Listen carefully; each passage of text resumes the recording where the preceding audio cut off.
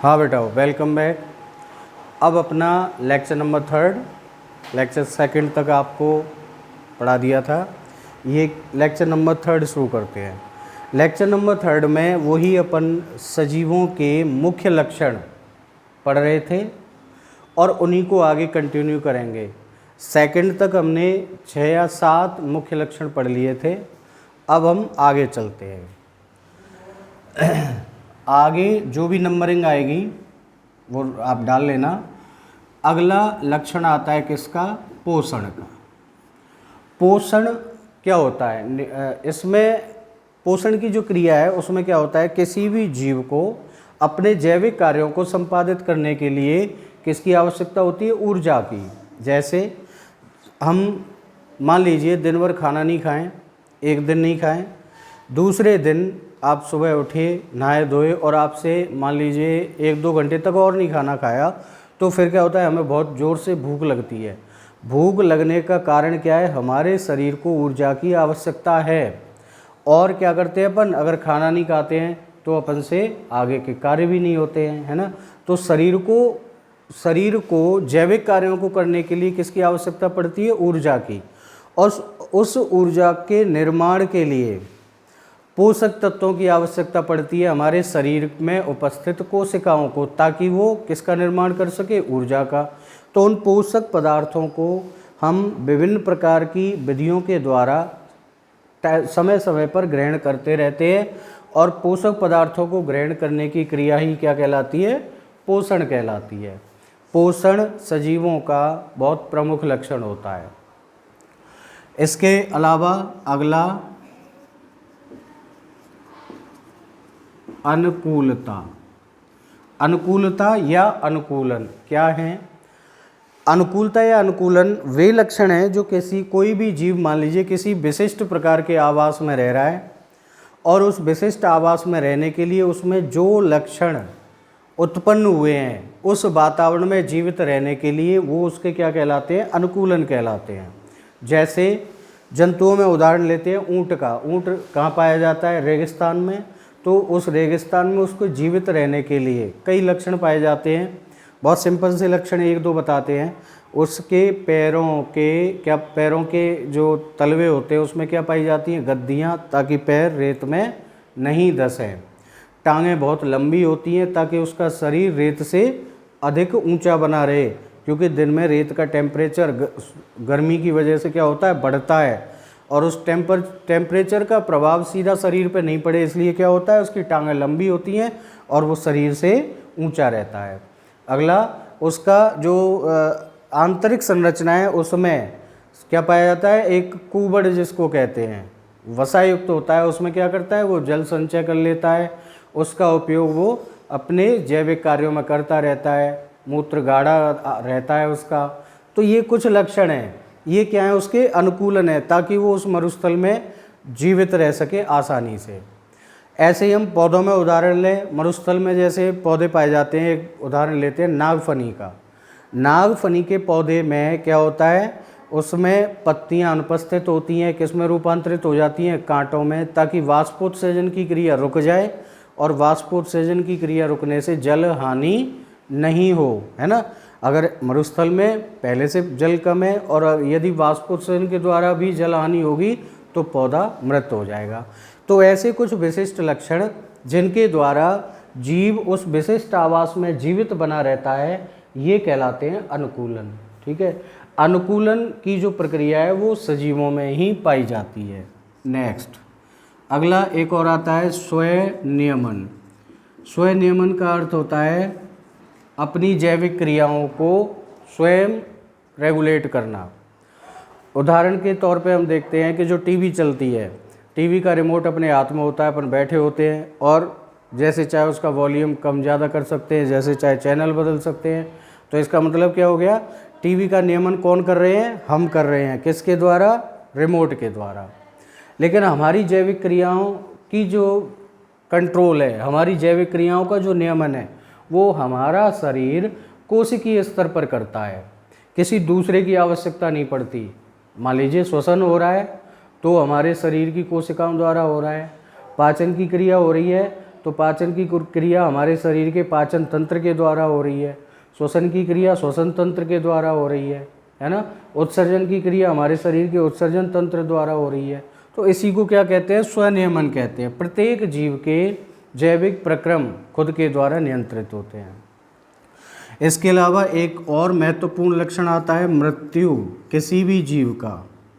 ये बहुत इम्पोर्टेंट क्या है, मुख्य लक्षण है। जीव अपनी संपूर्ण जीवन अवधि को जीने के बाद, अपने जीवन काल को जीने के बाद जब वृद्धावस्था में आता है तो धीरे धीरे उसके क्या होता है, ऊतकों का, उसके अंगों का धीरे धीरे अपघटन या विघटन होना शुरू हो जाता है और अंत में उसकी मृत्यु हो जाती है और वो नष्ट हो जाता है। तो ये हमने कुछ पिछले वीडियो में और इस वीडियो में कुछ प्रमुख लक्षणों को पढ़ा। ये क्या है, सजीव के प्रमुख लक्षण होते हैं जिनके आधार पर हम किसी भी सजीव को सजीव कह सकते हैं, और अगर इनमें ये लक्षण उपस्थित नहीं है तो उसको फिर हम निर्जीव कहेंगे। ठीक है, तो ये हो गए आपके सजीवों के प्रमुख लक्षण। अब आपके इसी चैप्टर का अगला टॉपिक डाल देते हैं। अगला टॉपिक है जीव जगत में विविधता।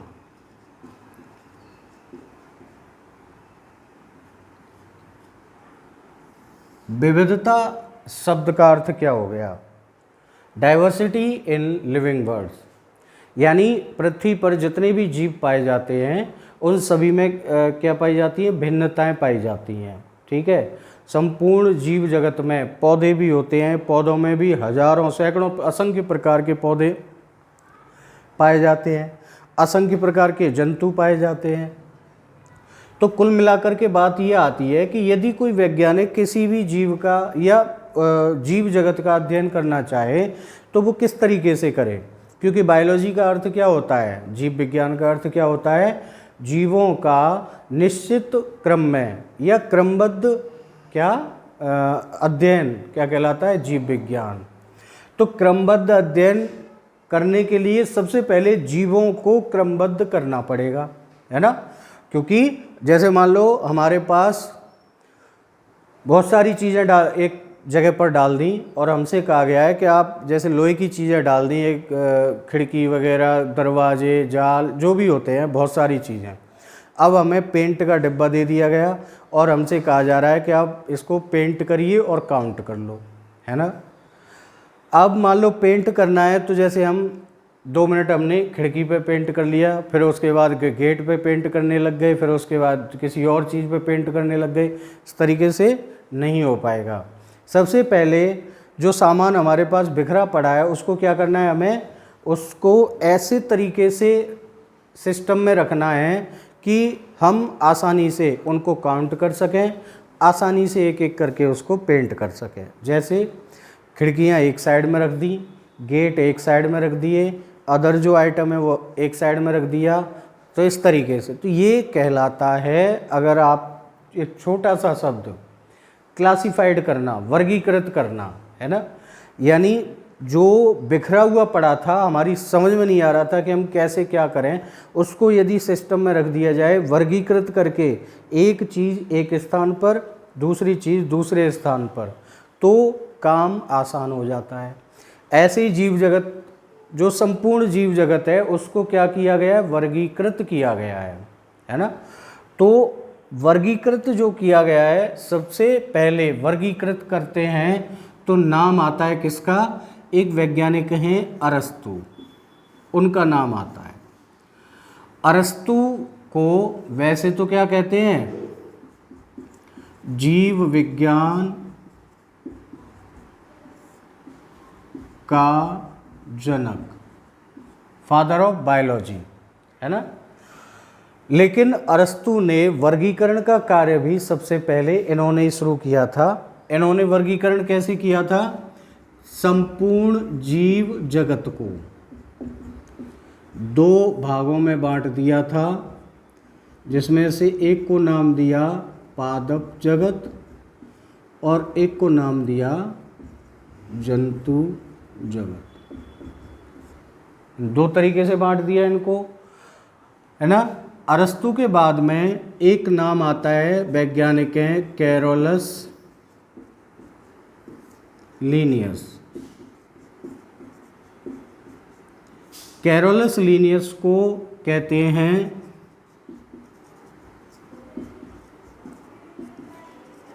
आधुनिक वर्गीकरण का जनक। क्या कहते हैं? आधुनिक वर्गीकरण का जनक कहते हैं। अरस्तु ने जो 2 जगत बनाए थे, फिर आगे अरस्तु ने जंतु जगत, जैसे है जंतु जगत को उनके शरीर में पाए जाने वाले रक्त के रंग के आधार पर, जैसे लाल रंग के जिन जंतुओं में लाल रंग का रक्त पाया जाता है उनको एक समूह में रख दिया, जिन जंतुओं में रंगहीन रक्त पाया जाता है उनको एक समूह में रख दिया। तो उस तरीके से एक वर्गीकरण किया था। लेकिन कैरोलस लीनियस ने क्या किया है, आगे जो वर्गीकरण की प्रक्रिया है उसमें कुछ और लक्षणों को जोड़ लिया, उनके आधार पर क्या किया है, वर्गीकरण। इसलिए कैरोलस लीनियस को आधुनिक वर्गीकरण का जनक कहा जाता है। ठीक है, तो कुल मिलाकर के जितने भी वर्गीकरण आते हैं यहाँ ये जो दो एक नाम लिखे हैं, तो जितने भी अपन वर्गीकरण पढ़ते हैं, वर्गीकरण शब्द या जो वर्गीकरण की क्रिया है उनको निर्धारित किया जाता है ना। निर्धारित करना क्यों आवश्यक है? मान लीजिए मैं एक वैज्ञानिक हूँ, मैंने किसी भी जीव का वर्गीकरण मेरे हिसाब से कर दिया, दूसरा कोई वैज्ञानिक है वो उसी जीव का वर्गीकरण अपने हिसाब से करेगा। जैसा मेरा अध्ययन है मैंने कर दिया, दूसरे ने जो अध्ययन किया, जो लक्षण मिले उसने उसके आधार पर कर दिया। तो ऐसी क्या होती है, विसंगतियाँ उत्पन्न हो जाती हैं। ऐसी विसंगतियों को मिटाने के लिए अंतर्राष्ट्रीय स्तर पर संगठन या संस्थाएं निर्धारित की गई या उनका गठन किया गया, जिनमें से नाम आता है एक ICBN और एक नाम आता है ICZN। ये शॉर्ट नेम है उनके, पूरा नाम इनका होगा international code of botanical nomenclature. ऐसे ही ICZN का ध्यान देना, पूरा ICN केवल B और Z का अंतर आ रहा है ना, तो यहाँ B की जगह पर दूसरी चीज़ आ जाएगी इंटरनेशनल कोड ऑफ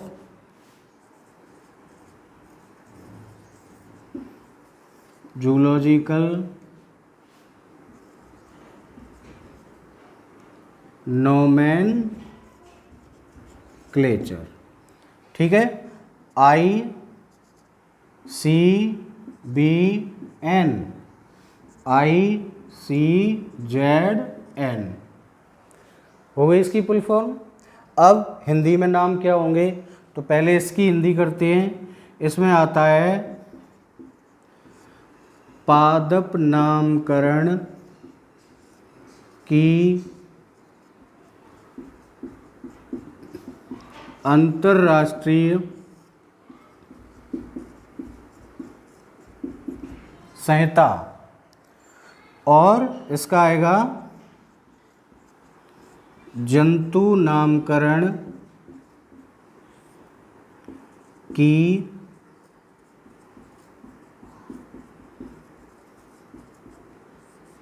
अंतर्राष्ट्रीय संहिता। ये क्या हो गए, इनके हिंदी नाम हो गए।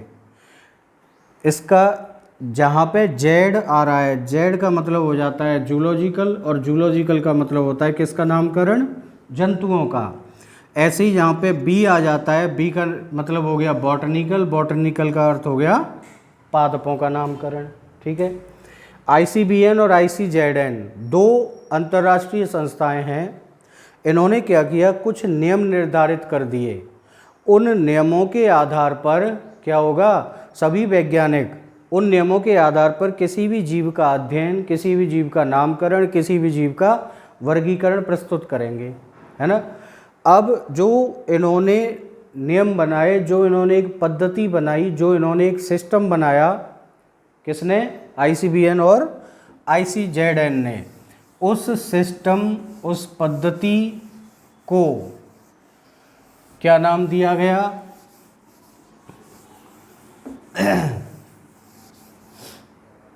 हाँ जी, ICBN और ICZN के द्वारा नियम निर्धारित किए गए, उसको कहा जाता है द्विनाम पद्धति।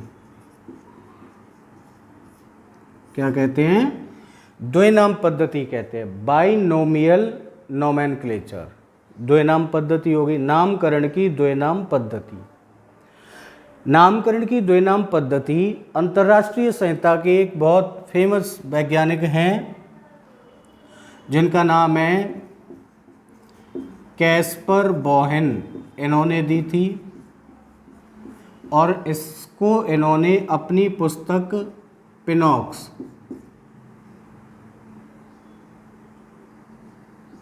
में प्रकाशित किया था। ठीक है, ये इनकी पुस्तक का नाम है। तो इस द्विनाम पद्धति के जनक कौन है? कैस्पर बोहेन हैं। इन्होंने इसको क्या दिया, लेकिन कैरोलस लीनियस जो वैज्ञानिक हैं,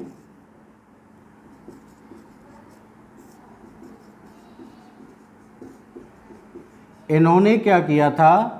इस द्विनाम पद्धति को व्यवहारिक बनाया। व्यवहारिक का मतलब इन्होंने इस पद्धति का खुद के शोध कार्यों में प्रयोग किया, अपने शोध ग्रंथ जितने भी प्रकाशित किए उनमें प्रयोग किया, और अन्य वैज्ञानिकों को भी इस द्विनाम पद्धति के प्रयोग के लिए प्रेरित किया।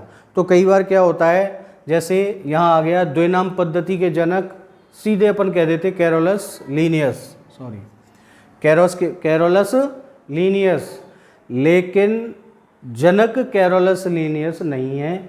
द्विनाम पद्धति के जनक कैस्पर बोहेन है, लेकिन इसको व्यवहारिक बनाने वाले वैज्ञानिक कौन है? कैरोलस लीनियस हैं। ठीक है, अब आते हैं अपन द्विनाम पद्धति होती क्या है। द्विनाम पद्धति का अर्थ, सबसे पहले इसमें दो शब्द हैं, द्वि और नाम। द्वि माने दो और नाम माने नाम।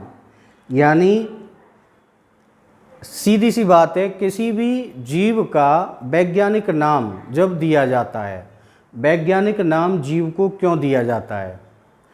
वैज्ञानिक नाम इसलिए निर्धारित करना आवश्यक हो जाता है क्योंकि जो हमारे अलग अलग देशों की भाषाएं हैं, जो हमारी प्रादेशिक भाषाएं हैं, उनमें किसी एक पौधे को मान लीजिए एक प्रदेश में किसी नाम से जानते हैं, दूसरे प्रदेश में किसी नाम से जानते हैं। ऐसे ही जंतुओं का एक प्रदेश में उस जंतु को कुछ कहते हैं, दूसरे प्रदेश में, दूसरे देश में उस जंतु को कुछ कहते हैं। तो इससे क्या होता है, एक प्रदेश के जो वैज्ञानिक होते हैं वो उस जंतु का अध्ययन कर रहे हैं, तो वहाँ की प्रादेशिक भाषा के अनुरूप उसका नाम प्रकाशित करेंगे, और दूसरी जगह के जो वैज्ञानिक है जो उसका अध्ययन कर रहे हैं वो उस स्थान, उस जगह, उस देश, उस प्रदेश की भाषा के नाम के अनुरूप उसको प्रकाशित करेंगे। दोनों में अंतर आ गया, अलग अलग प्रदेश, अलग अलग देश के नाम अलग अलग होंगे, तो उससे क्या होगा, फिर अन्य को समझने में दिक्कत आएगी। दिक्कत का मतलब, मैंने आज एक जीव का, एक पौधे का मान लीजिए पूरा शोध प्रस्तुत कर दिया, लेकिन वो मेरे प्रदेश की भाषा के अनुरूप है। अब उसी पौधे का पूरा की पूरा अध्ययन कोई दूसरा वैज्ञानिक कर रहा है, अध्ययन मैंने जो किया है दूसरा जो कर रहा है उसको भी वही रिजल्ट मिलेंगे। तो कहने का मतलब, ये जो शोध में विसंगतियाँ आ जाती हैं उनको मिटाने के लिए क्या किया गया, द्विनाम पद्धति के द्वारा जीवों के वैज्ञानिक नाम निर्धारित किए गए, है ना, जो पूरे विश्व में कैसे होते हैं, एक जीव का एक ही वैज्ञानिक नाम होता है पूरे विश्व में, और चाहे वो किसी भी देश, किसी भी प्रदेश, किसी भी स्थान का वैज्ञानिक है, एक जीव का शोध उस जिस नाम से करेगा वो किसके आधार पर होगा? द्विनाम पद्धति के आधार पर। तो उससे क्या होगा? उस जीव को संपूर्ण विश्व में पहचाना जा सकता है कि ये वो जीव है ना।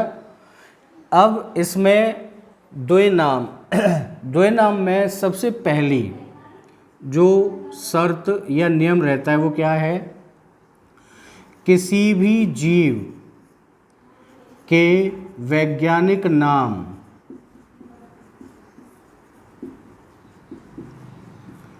में दो पद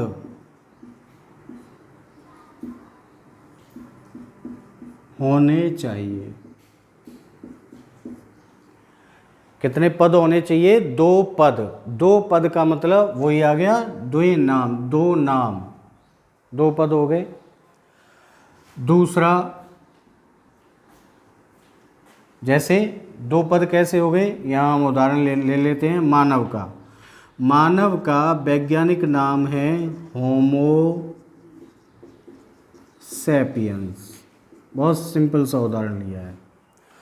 अब होमो सैपियंस में एक शब्द हो गया होमो, दूसरा हो गया सैपियंस। कितने पद हो गए? दो पद हो गए। कितने नाम आए एक ही नाम में? दो। होमो एक हो गया, दूसरा सैपियंस।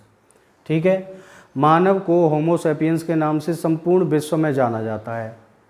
दूसरी जो इसमें नियम है वो क्या है? वैज्ञानिक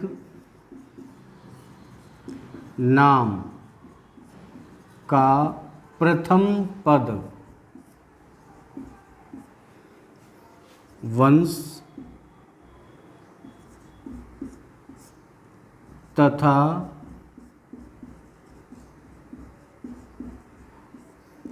द्वितीय पद जाति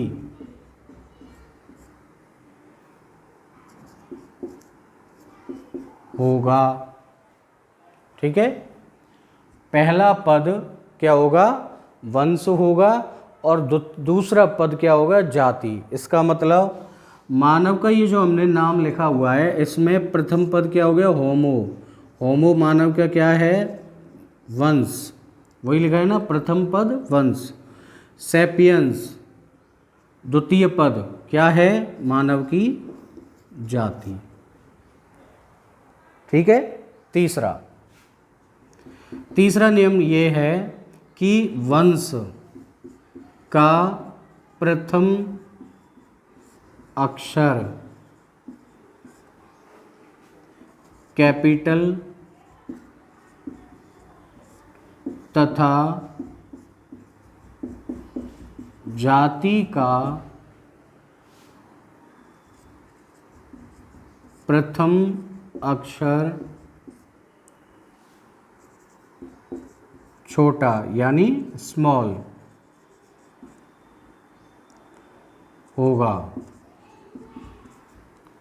तीसरा नियम हो गया। जैसे इसी को हम अंग्रेजी में लिखें तो होमो शब्द को कैसे लिखेंगे? HOMO। होमो में H जो क्या है? वंश है। वंश का प्रथम अक्षर कैसा लिखना है हमें? कैपिटल। और सैपियंस S से शुरू करेंगे। S यहाँ पर हम कैपिटल नहीं लिखेंगे, कैसी लिखेंगे? स्मॉल लिखेंगे। ठीक है।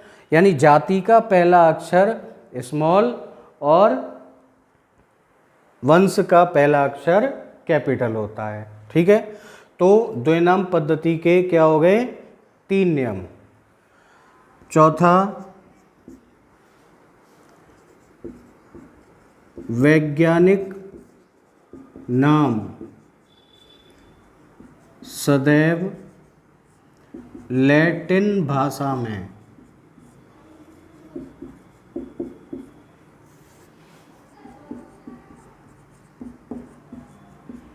होना चाहिए।